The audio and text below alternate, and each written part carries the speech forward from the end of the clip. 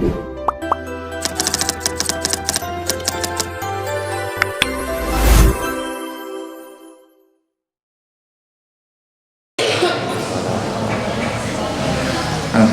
telah hadir bersama kita Pak Yai Mustafid yang akan memberikan sedikit tausiah atau pengarahan tentang sejarah Mbah Nur Iman. Nanti adik-adik sekalian bisa disimak. Kalau memang ada yang perlu ditanyakan, bisa langsung ditanyakan. Semoga.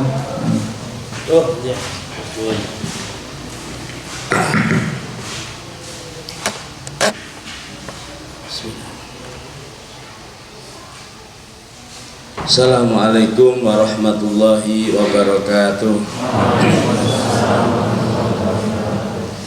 Bismillah, alhamdulillah, salatu wassalamu ala rasulillah wa ala alihi wa sahbihi wa mawalah, amma ba'dah. Yang kami hormati para guru, para musyrif, para pengelola pesantren Bumi Cendekia Yogyakarta yang kami sayangi, kami cintai, para santri Bumi Cendekia. Alhamdulillah pada pagi hari ini kita dapat bersilaturahim, bermuajah berwujuh dalam rangka kegiatan ziarah. Tema besarnya apa? Jelang Ramadan.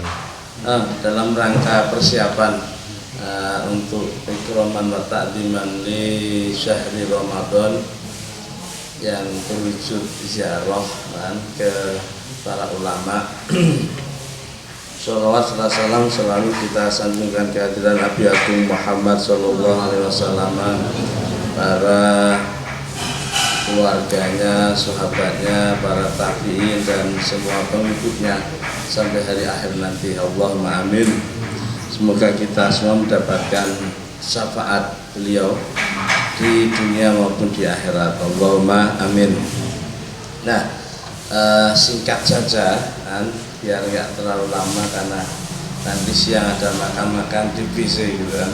Nah, jadi sebelum ziarah ke Mbah Kiai Nur Iman, biar punya sedikit landasan sejarah, paham siapa yang sedang diziarahi, saya akan bercerita sedikit tentang siapa itu Mbah Kiai Nur Iman. Jadi Mbah Kiai Nur Iman itu namanya memang dua kan? Itu bukan alias kan? Jadi nama pertama itu Mbah Kiai Nur Iman itu yang terkenal. Kemudian nama yang kedua adalah BBH Sandio, Bendoro Pangeran Haryo Sandio. Dan siapa beliau? Beliau adalah putra tertua Amangkurat Jawi atau Amangkurat IV, atau sebelum diangkat jadi Amangkurat IV, namanya adalah Raden Suryo Putra. Nah, Raden Suryo Putra ini yang kemudian merupakan putra dari Pak Pakubuwono I.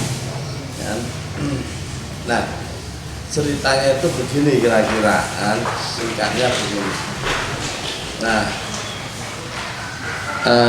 pada zaman kolonial pra 1755, nah kira-kira begitu. Nah, itu Indonesia di zaman kolonialisme imperialisme. Dan kemudian sebagaimana keraton-keraton yang lain di keraton Nusantara, terjadi intervensi kekuatan kolonial terhadap keraton. Dan terjadi intervensi dan lain-lain. Nah, pendek kata, melihat situasi seperti itu, nah Raden Suryo Putra ini itu lebih memilih untuk mengembara dari pesantren ke pesantren yang lainnya. Nah, salah satu pesantren akhir dan terakhir tempat pengembaraan Raden Suryo Putra ini adalah sebuah pesantren di daerah Gedangan, itu daerah Sidoarjo sana, dekat Surabaya. Nah, pendek kata kemudian beliau mondok di situ dengan nama samaran Muhammad Ihsan. Mondok nggak ada yang tahu kalau itu adalah Raden Surya Putra, dan putra mahkota kerajaan Islam Mataram. Sebelum nanti juga dibelah atau diintervensi oleh Belanda, kolonial Belanda, sehingga terpecah jadi dua. Nah, suatu saat ada pengajian lapangan. Nah, pengajian lapangan ini dihadiri oleh Untung Suropati. Siapa Untung Suropati?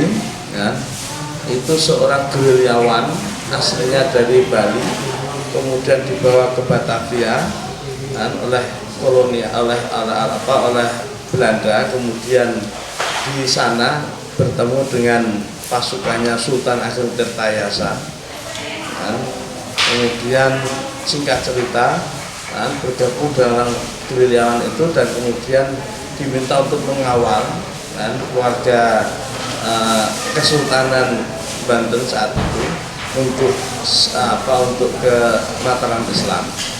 Kemudian beliau terus berjalan ke Jawa Timur dan menjadikan Jawa Timur, terutama daerah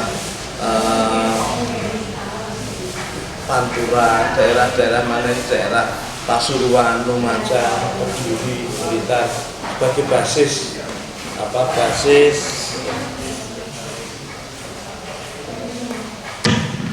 sebagai basis perjuangannya dan perlawanannya.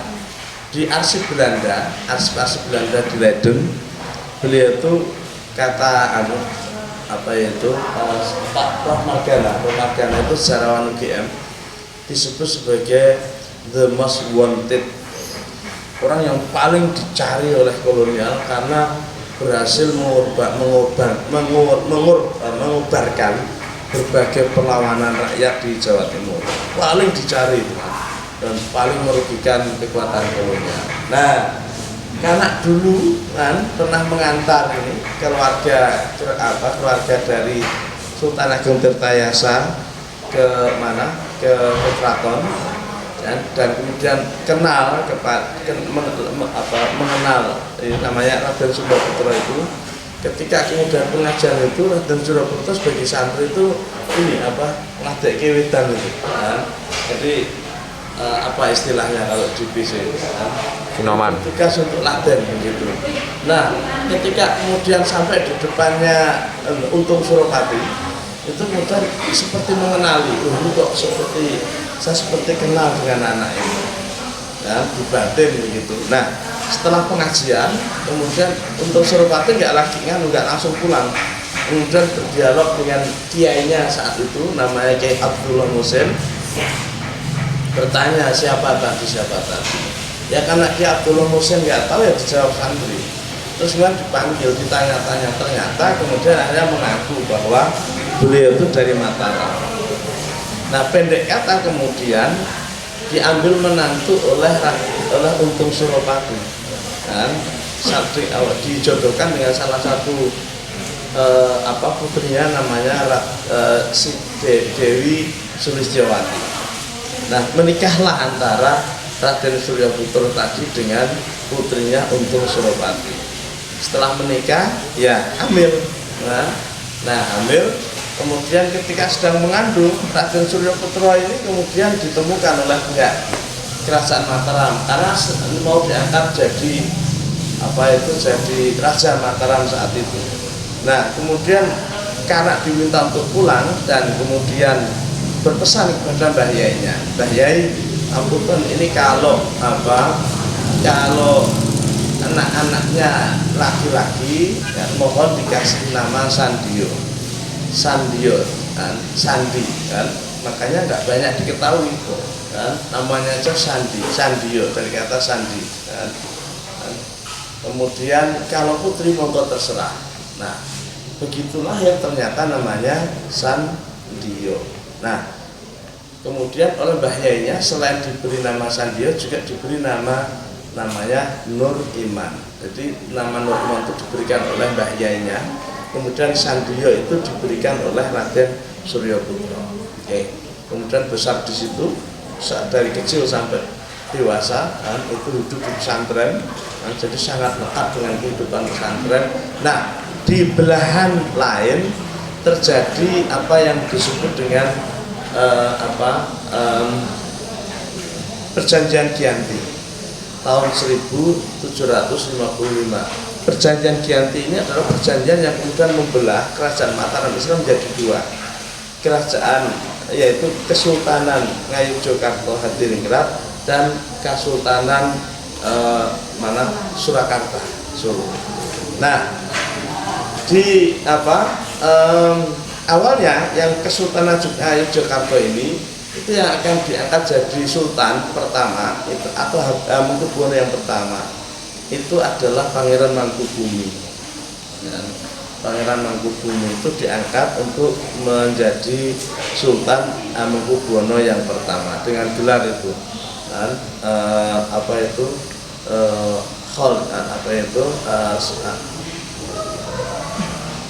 gelarnya maaf saya lupa. Jadi kira-kira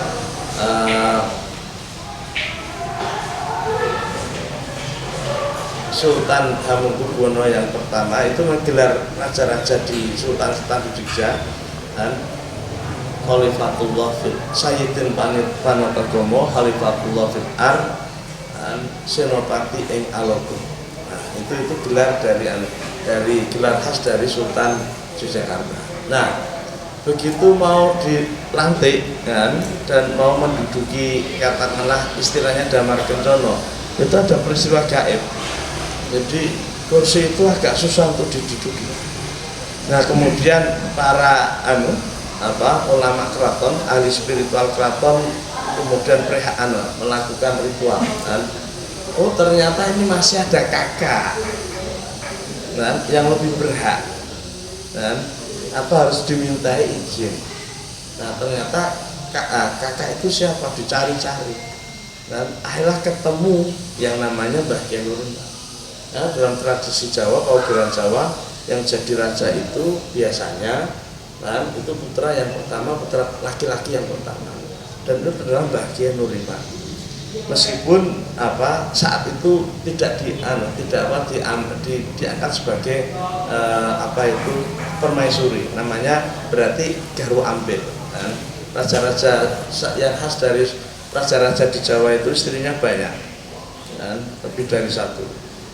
Yang satu namanya biasa permaisuri, yang kedua yang lainnya namanya Garwa Ampil. Nah, setelah itu ini harus dicari ini Mbah Kyai Nurul ini. Nah, setelah dicari ketemulah kemudian Mbah Kyai Nurul di daerah mana Godian. Nah, di daerah Godian itu. Kemudian beliau diajak ke keraton, kemudian diajak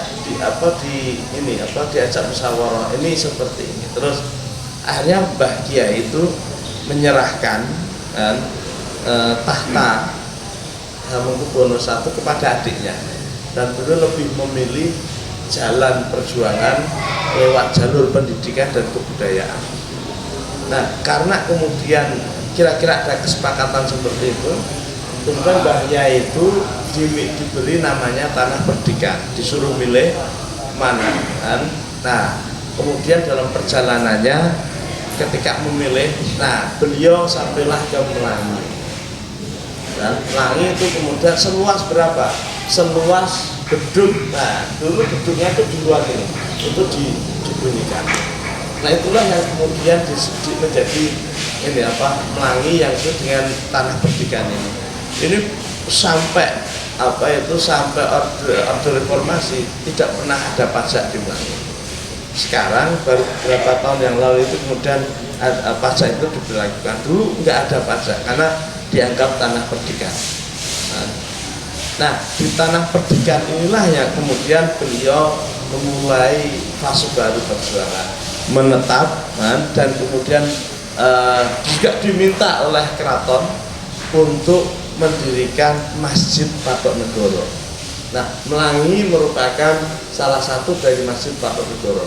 Jadi masjid ini mengalami proses 2 kali pemugaran. Pertama itu asli, kemudian yang kedua karena ada kebutuhan jamaah kemudian ditingkat gitu.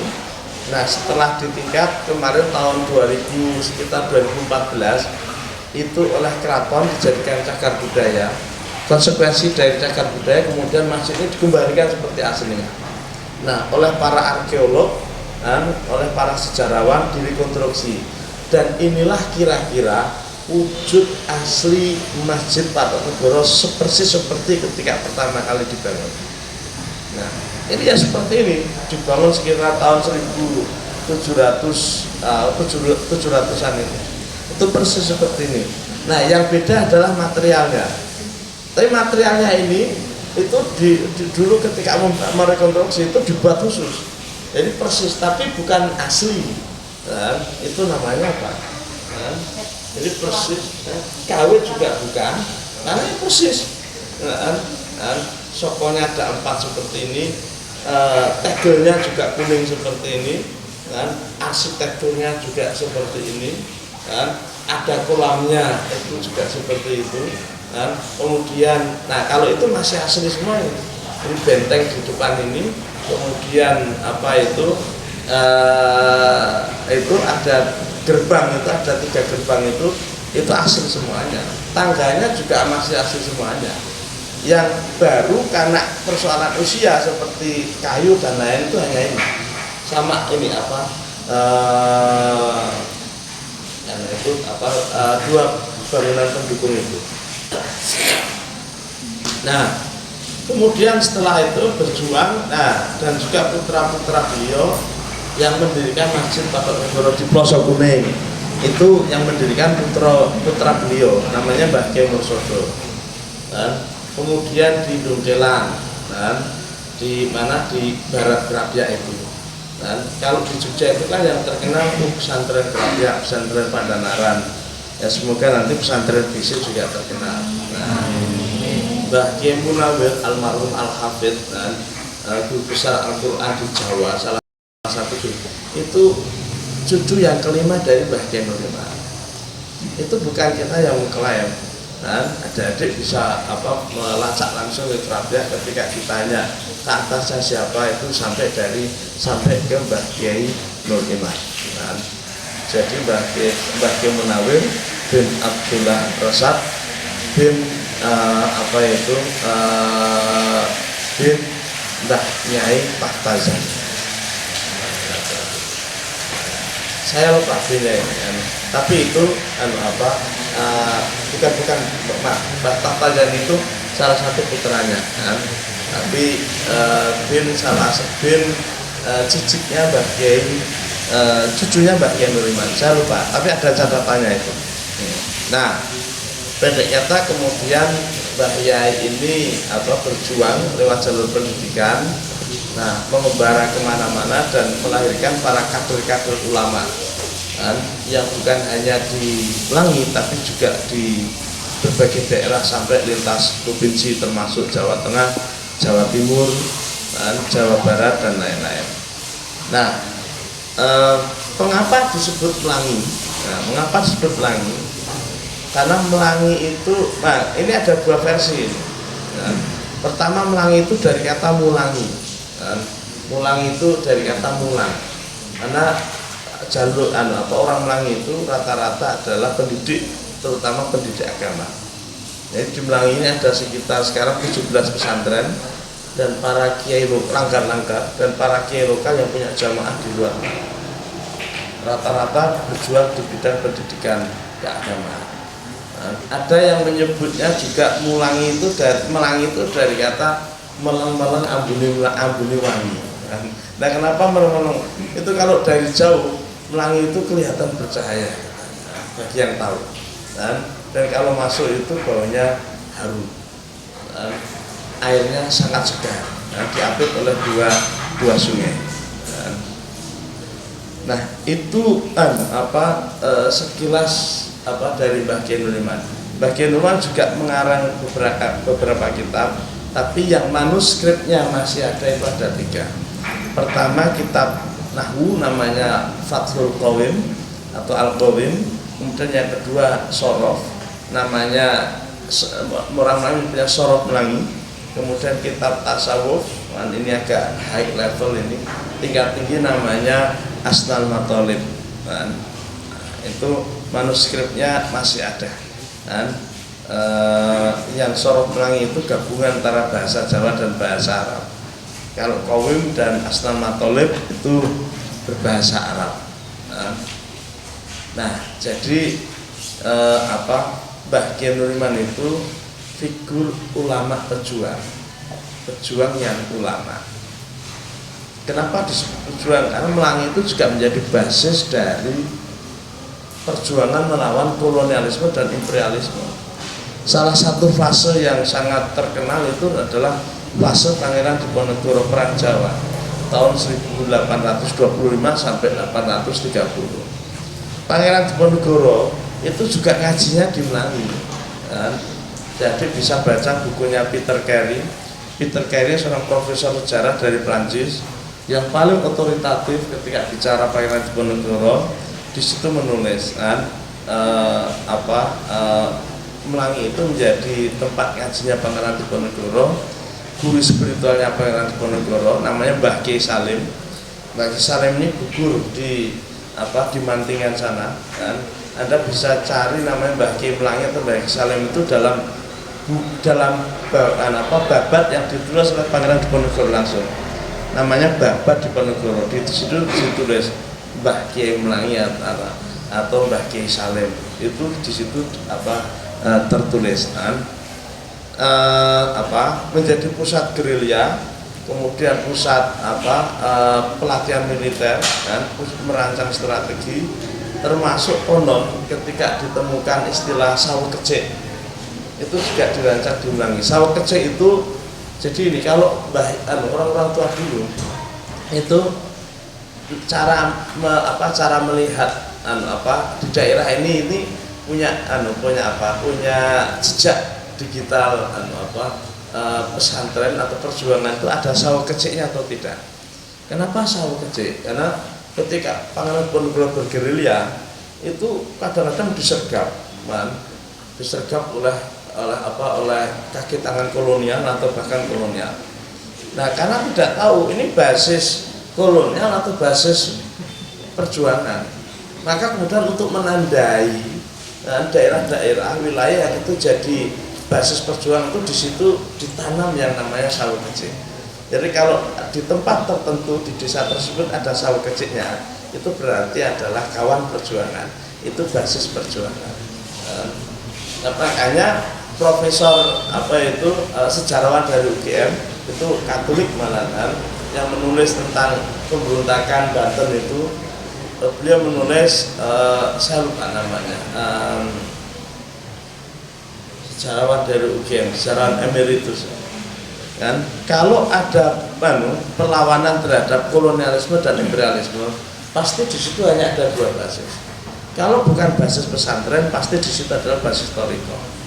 Nah, itu cerita lisan itu divalidasi, dikonfirmasi oleh riset ilmiah, bukannya riset ecek-ecek, tapi riset yang dilakukan oleh para sejarawan yang diakui reputasi intelektualitasnya di dunia akademik. Salah satunya adalah Profesor Dr. Carey. Kalau ini masih ada, kemudian Profesor dari UGM itu kalau itu sudah almarhum. Nah, itu kenapa? Makanya Mbah Kiai itu sosok figur yang ulama yang berjuang dan ulama. Jadi kita itu sedang akan menziarahi seorang tokoh besar dalam sejarah yang punya legacy, punya yang menjadi inspirasi untuk jadi akademisi, tapi sekaligus menjadi pejuang. Jadi kalau adik-adik itu ingin meniru Mbah Kiai Nuriman, maka tidak cukup hanya jadi orang cerdas, tidak cukup hanya jadi orang smart, orang pintar, tapi harus jadi orang cerdas sekaligus pejuang. Tidak cukup hanya seorang pejuang, tapi pejuang yang cerdas. Nah, kira-kira seperti itu. Nah, ini adalah tokoh yang yang sedang adik-adik mau ziarah itu figurnya itu seperti itu kan. Dan ketika Prabu Diponegoro ditangkap tahun 1830, para pengikutnya, dan termasuk juga masyarakat Melayu itu terdiaspora di mana-mana. Ya, maka banyak keluarga Melayu itu yang kemudian sampai ke Jawa Timur, terutama daerah pantai selatan Jawa itu, sampai Malang sebelah selatan. Kalau Anda ke Malang atau ada yang dari Malang itu yang bagian selatan itu bahasanya Mataraman. Tapi kalau yang tengah sama utara itu campur-campur, Surabaya dan Madura swasta dan lain-lain. Tapi kalau Malang kemudian Blitar, kemudian Nganjuk, Ngawi, sampai mana ini daerah Ngawi Sragen, itu banyak pelarian Diponegoro yang punya ikatan genealogis, punya ikatan keilmuan, punya ikatan perjuangan. Nah, saya kira itu pengantar singkat tentang itu Mbah Kiai Nuriman. Semoga dengan ziarah ini kita mendapatkan barokah keilmuan dari Mbah Kiai Nuriman dan kelak juga mendapatkan syafaatnya. Karena salah satu di antara orang-orang yang diberi otoritas untuk memberi syafaat selain para nabi, selain para syuhada, selain anak-anak yang meninggal sebelum balik yang mampu memberi syafaat kepada orang tuanya adalah para ulama. Nah, itu disebut dalam kitab Salam Taufik. Matur suwun, kalau ada satu dua pertanyaan monggo saya persilahkan. Terima kasih Pak Yai atas pemaparan dan penjelasannya tadi. Dari adik-adik ada pertanyaan? Dari putra ada? Tidak ada? Dari perempuan?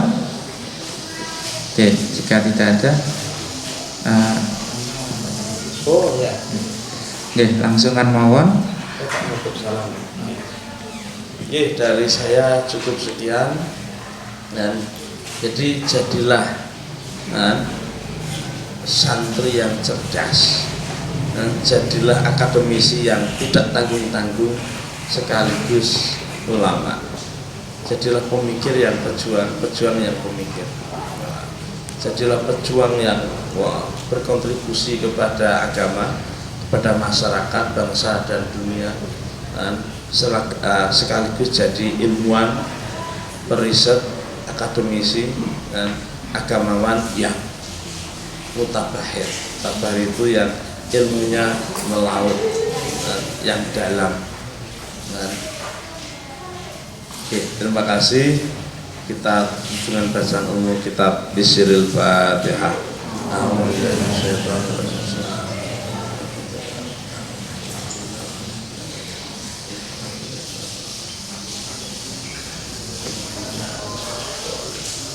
Tersuwun wallahul muwaffiq ila aqwamit thoriq. Assalamualaikum warahmatullahi wabarakatuh.